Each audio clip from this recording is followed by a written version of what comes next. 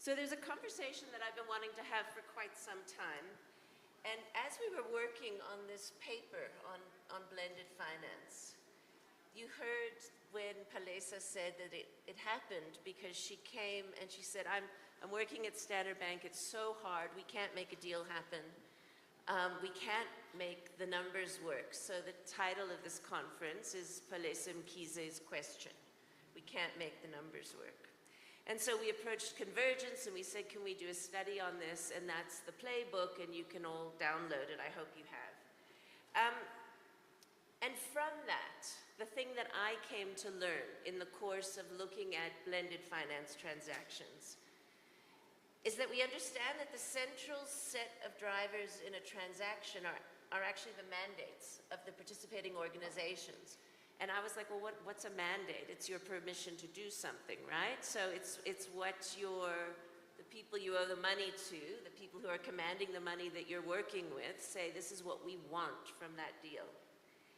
And so what we're trying to do in a blend, because each of you have different mandates, different objectives, if I assume you're all investors, is to find some win-win where we all find the thing that we want, which suits me perfectly because I'm a real optimist.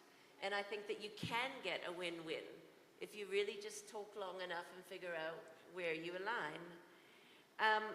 And of course, what we all want is increased return and a reduced risk, but each of the investors defines those things differently. So then what we're trying to understand is, well, on the commercial side, there's a pretty strong emphasis on risk and return as a financial thing, right? And those are quantified with particular numbers, and you compare them irrespective of the sector and so on. And those become key performance indicators that you have to commit to. And increasingly, we're seeing more ESG come into that conversation, which is lovely. And sometimes it's an embellishment, and sometimes it's real. The DFIs have a little bit more ESG in what they're doing. Sometimes not so much. Sometimes the numbers are pretty much there. And then the philanthropic organizations, maybe they have more of the ESG. So there's a balance here that's trying to be achieved. But one of the things that I've been trying to understand is really that if the role of the DFI or the philanthropic capital, the philanthropy, is to provide the concessional capital to convince the commercial capital to come and participate, and they'll provide guarantees or debt or whatever, technical assistance and so on.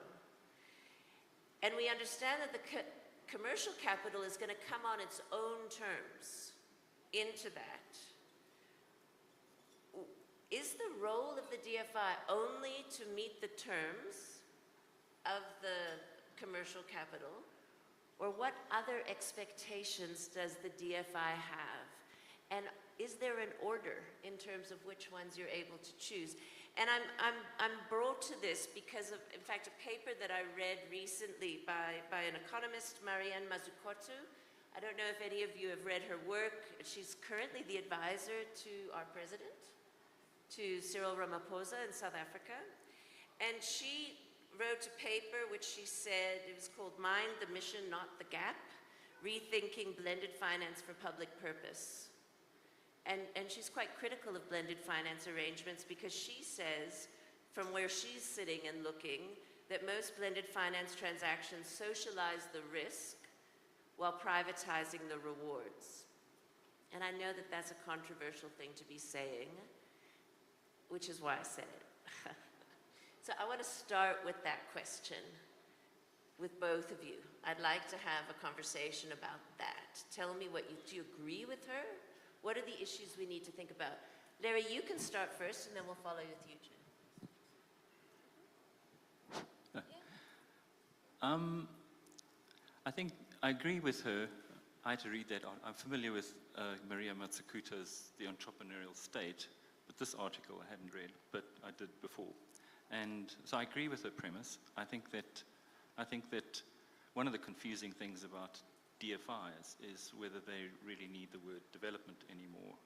and many have changed, and many have actually taken out developments that just become investments, etc. And so, I agree with her that essentially the mandate is the mission. If they're missional, are they market makers or aren't they? And I think that the experience often is that concessional debt is making up for ignorance of the market. So you're starting, rather than actually having people in the investment transaction or analyzing that actually understand the market and the risks and are able to take the risk because that's their mandate, they use the concessional debt to substitute for their ignorance of the market, whether that be risk-taking or whatever it might be. I mean, I think that's different from a VC approach, where essentially the expectation is in market making or in building an institution, or there's a period in which there's a runway in which you don't expect a return, or you expect them to be, there's a potential of actually making a loss. Only a couple are actually going to succeed. And I think there's an expectation, there's always been an expectation from me on the side of publicly sourced or publicly guaranteed entities operating in Africa for a developmental purpose, that they really don't know that. And I can speak more to it, but... So maybe the reframing is not housing as infrastructure, but housing as IT, so that it can get the venture capital type approach. Yeah, I think, yes, I think if Chrysalis has just gone before us, in a way, is that kind of modality where essentially you're trying to build the institution by understanding that they're going to need a lot of runway. I mean, for me, it's like a mango tree. You've got to wait for 3 years or 4 years to get the mango. So what do you do while you're waiting, and who funds that? And we don't have that kind of funding anymore. So that's The mango works because it's really sweet at the end. Go ahead, Judith.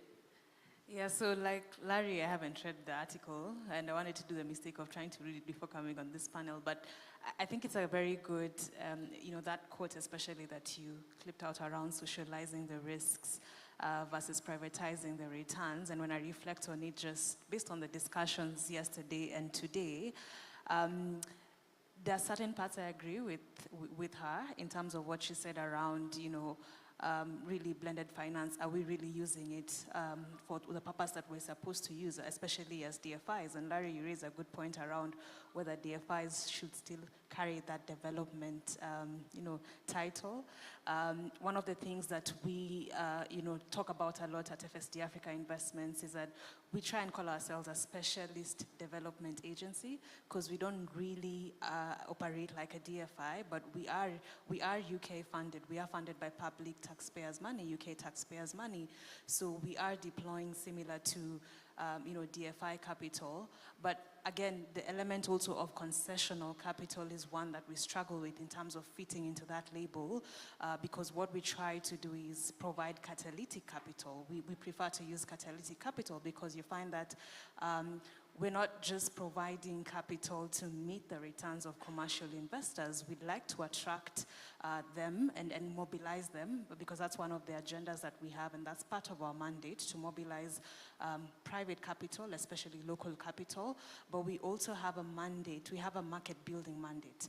And ours is really to, make the financial system work, so remove the bottlenecks. So by participating in structures, whether it's blended structures in affordable housing, or because we are agnostic, ideally you're doing it with a bigger mandate that you're getting from your funder. I think the previous panel where, ETA talked about what they went through when one of their funders went through this whole strategy realignment. It's something that DFIs and perhaps even specialist organizations such as ours go through, where, yes, you want to actually align with the expectations of commercial investors, but you also have your own mandates, and your mandates are bigger. There's the impact mandate, there's the ESG mandates. So I think the socializing risks, I think what I agree with it is that I think at some point we need to evolve to a point where there's actual risk sharing as opposed to just, you know, we're saying we're sharing risks, but a lot of the risk is still being taken by, you know, expected to be taken by the DFI capital or, you know, the public capital. But I think what she says around the returns is where maybe perhaps for me, I'm like, I may not agree to, or might need to understand more, because I think the returns is how you look at it. There's the financial returns, but there's also the impacts, but we can speak to that a lot more as well. No, that's great. And I think the things that Judith is talking about is what you were trying to do in a few of your previous lives. Do you want to talk about that a little bit, Larry? What is it that makes it so hard for DFIs to finance real affordable housing? It's an issue of risk. It's an issue of capacity. Yeah, I would probably be, I don't want this to be negative about DFIs, but I don't want this to be negative about DFIs, but I don't think, so in the previous building housing enterprises is kind of what REAL was doing. We used, I mean, blended finance is it's not really a new term, because there was no housing finance. Affordable housing wasn't even an issue. It used to be rural that was the focus, and to try and get focused on urban. So housing was financed through water and sanitation, through democracy projects, so the blending was how do you blend different sources of funding? And that still happens. I think through Chrysalis there was a part of, if you know, Billion Bricks has been doing housing through selling energy, you know, through solar energy, through EPAs. So there's ways of securing finance from various sources, which is really blended or confected or almost like a cocktail toward housing, to building. It's really trying to get people, if you're building from the bottom up, you're actually trying to build an institution that's, and I think if you're building from the bottom up, you're actually building for an organization that has to get to scale, and it could take years to get to scale. And housing is a scale game. And so how do they get to scale? And these days, who's paying for that? Because it used to be you'd get donor funds for that, or you'd get, whereas now you need angel investors, family offices, high net worth individuals to fund that gap. There is the way of doing it from the top down, which would be where fund structures are created which actually are designed or mandated to take much more specific risks. So Kecia saw it was in the, but if there was a fund underneath IHS, for instance, that was where's Kecia? IHS, they are. So if IHS, because it has a reputation of managing funds, actually managed a fund which was much more specific, but it had a fund manager that actually understood the specific risks related to the presentation we've just had with SDI, or with rental, or, you know, and that's, so the difficulties that we've often had is somebody, particularly from the bottom up, it's always easy because you're working incrementally, but from the top down, it's really difficult. And I mean top down when you're actually looking for funds from DFIs or from commercial, you're faced with someone who really doesn't understand the market, and that's the challenge. And also fund managers don't understand the spreadsheets you use. I mean, housing is very difficult because every spreadsheet is different, and so it's very difficult for fund managers to even understand or even analyze the risks associated with this particular deal. And so probably there's a number of challenges, but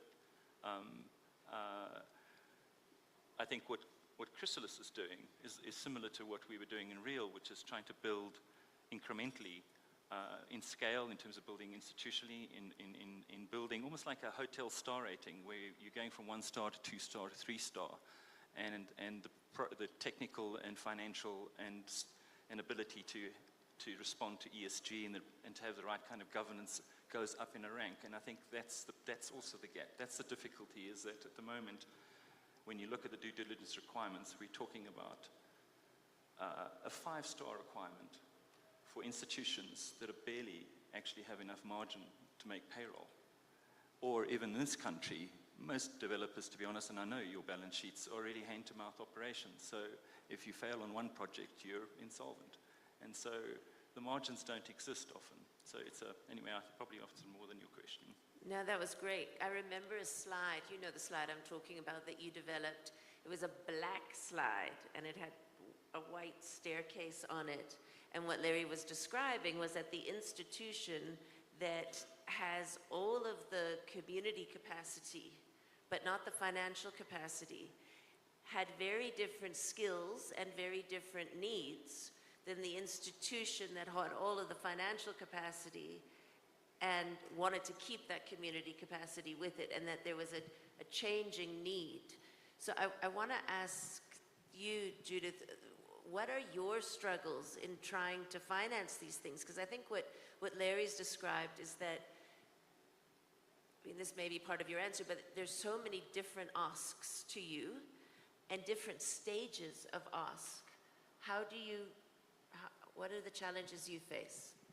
Yeah, that's a good one, even when you talk about that staircase. I think, and it's a good thing to come in as one of the last panels, because there's been so much that has been talked about, and especially on some of the transactions. But maybe if I was to talk about the struggles that we have seen, especially participating in blended finance structures that have gone to affordable housing. I mean, when we were, sort of going through the investment with IHS, where FSD Africa invested and committed £5 million in local currency to the Kenya partnership, one of the things that we also realized was that we just didn't want to make the investment.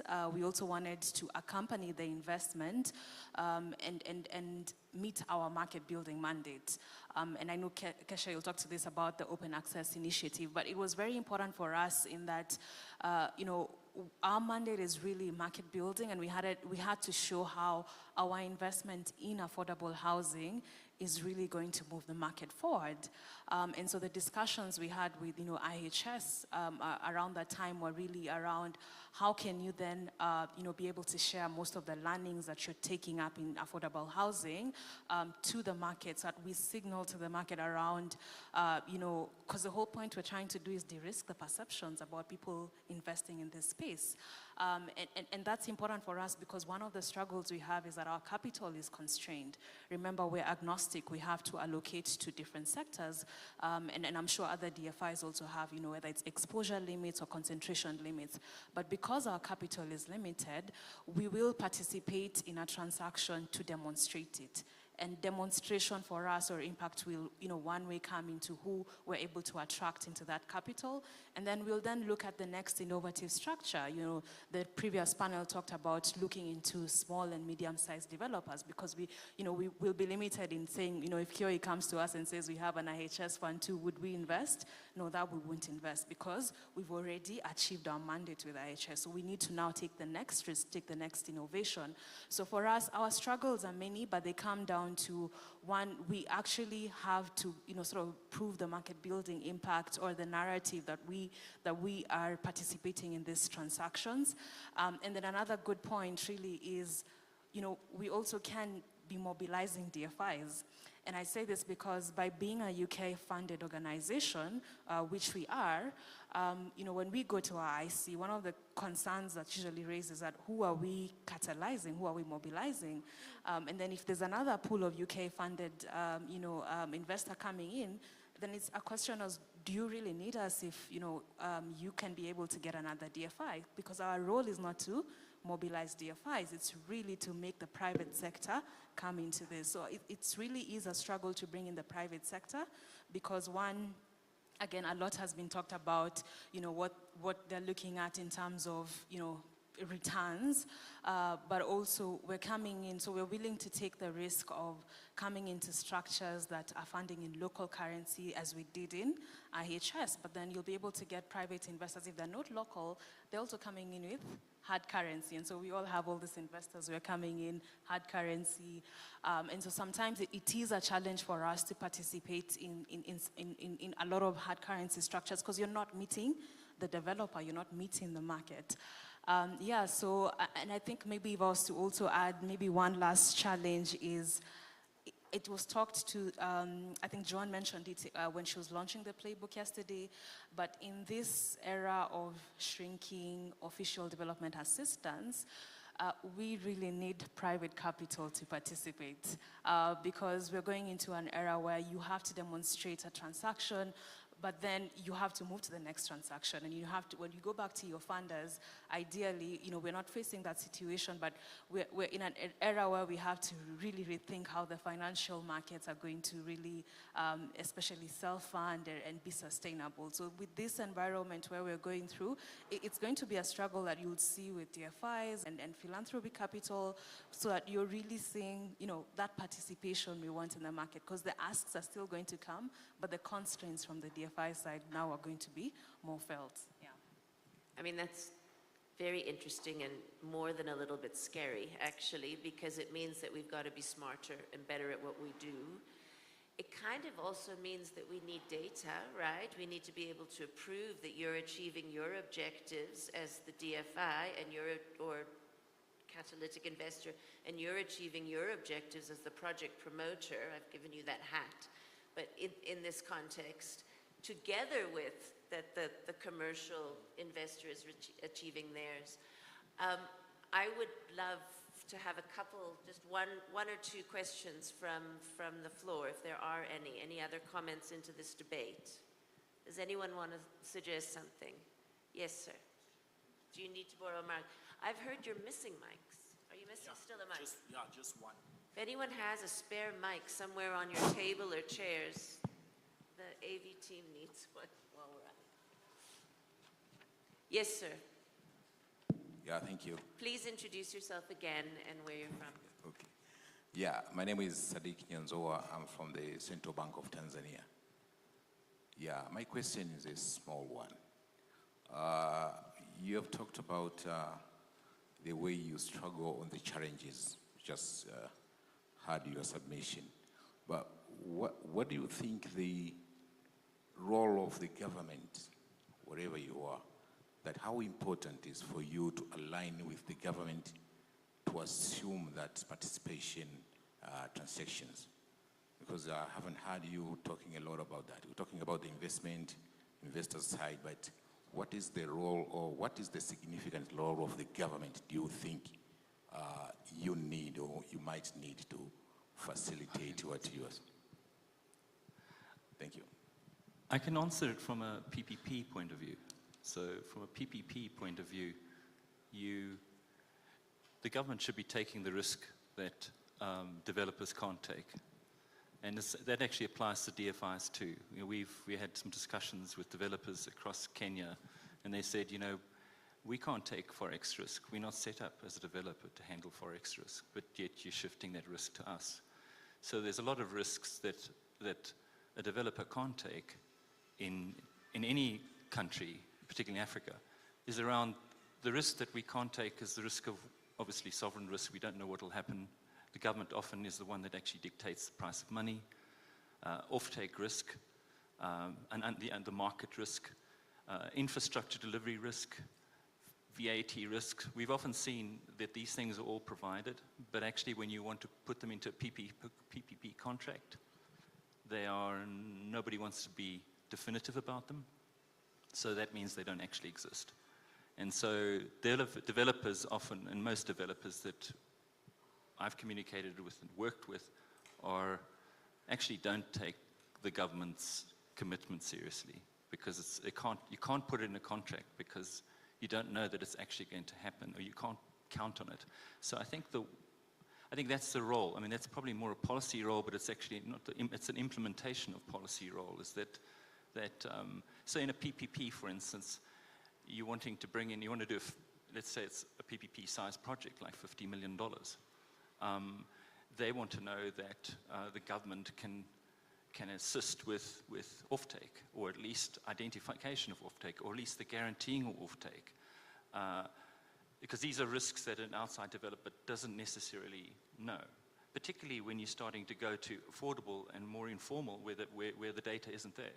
And then infrastructure, I've had 4 instances where the government has said, we can't commit to, we don't know whether I would say, you said you're going to provide infrastructure, but you won't confirm that you've got the budget set aside for that infrastructure or the date it'll be delivered. And then when it comes to VAT, you say, can we put that in the contract that the developer will actually get a VAT? Oh, this is Kenya, okay. You get a VAT. Well, trying to get VAT doesn't happen. Nobody also wants to put it in the contract. So there's a lot of things that government should be doing to enable the market. Things like hydrological studies, geological studies, all these things that developers have to go and then pay for, which should be available. I mean, even Kenya, I would say it. Nairobi hasn't had a hydrological study despite the floods in 50 years. Yet we have NEMA certificates. What are they based on? So maybe the government can do a lot of things, but the government doesn't also have to play developer, and I think often there's a confusion there. And just to add to that, to what Larry has said, yes, I think the government's role is really important here, especially on the policy side, and we look at it at the scale, especially where housing really needs to be, transformational. But then, because I'm a risk professional and that's my background, I would also say on the other side that the governments, in terms of, they also have a lot of funding needs, and they're actually debt constrained, and that's one of the biggest issues that we're trying to solve by saying we want the private sector to participate more, so we reduce that sort of burden on the government. Because what you're saying around what the government should do, it needs to be funded, and it will be funded from somewhere. It will be funded from more debt, and already we know the debt constraint that most African governments are going through at the moment. So that's one of the reasons, really, if we're going to make sort of blended structures work, you really need to see private capital, moving with their appetite to take, sort of more risk and reduce that burden on the public sector, or on the debt constraint that really still also has a knock-on effect on the same people we're trying to provide solutions for, whether it's in affordable housing or the informal settlement. Yeah. Yeah, thank you. I mean, I think that what I'm taking away, well, a lot of things, but mandates. We started with that, and there are different mandates, and what we critically need to do is to track them and to watch how they emerge, and then have this conversation here about when something isn't working as you expected. Because I'm sure that for some government officials, that's also a surprise that it has such a big impact on the project promoter. And then you shouldn't be, your capital is catalytic to change the way both the private sector operates, but also the way the public sector operates. Thank you very much. We've made it to 25 minutes, and we want to have our blender. Kecia? Yes. Sorry, one quick thing. Oh dear, yes. In the previous panel discussion, it became very clear that the overseas and international investors would find these projects too small for direct intervention. And it became quite clear that there was a need for a platform for them to invest in. Yes, and this has been highlighted again. And that platform could then invest and assist in the smaller projects, which makes me think of Shelter Afrique. And the previous speaker from the floor has just raised the issue of government intervention. Now, 22 governments on the continent of Africa. 44. 44, double 22 governments are investors, and at least members of Shelter Afrique.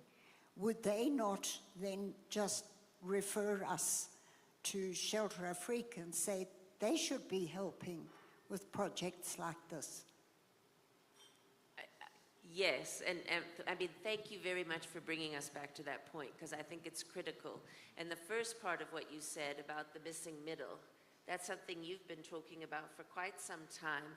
I think it's what you're missing also, Judith, because if there was that missing middle of an ability to fund smaller projects, you could participate in that, right? It's what Kimani's talking about as well. And it is, I think, an interesting thought about IHS in a Kenyan context, taking it to Shelter Afrique across the continent it is a very, definitely on paper, that's a very interesting thing to think about, is a fund that's targeted specifically at the kind of project sizes that exist in real life. Do you want to quickly comment and then we'll... I mean, whether it's IHS or whether it's, I mean, the reason I mention IHS is just because there is funding, but it can't access these projects just because of the constraints of the mandates and the due diligence requirements and the cost of due diligence. I mean, Deborah just talks about Acorn's costs. I mean, we just can't afford that. So if you've got existing funds and they're able to be set up, I think the thing for me is that what we don't have is fund managers that actually understand the markets, the market segmentation of each of these markets. So it's useless throwing a spreadsheet in front of someone who actually, I know, doesn't actually understand it.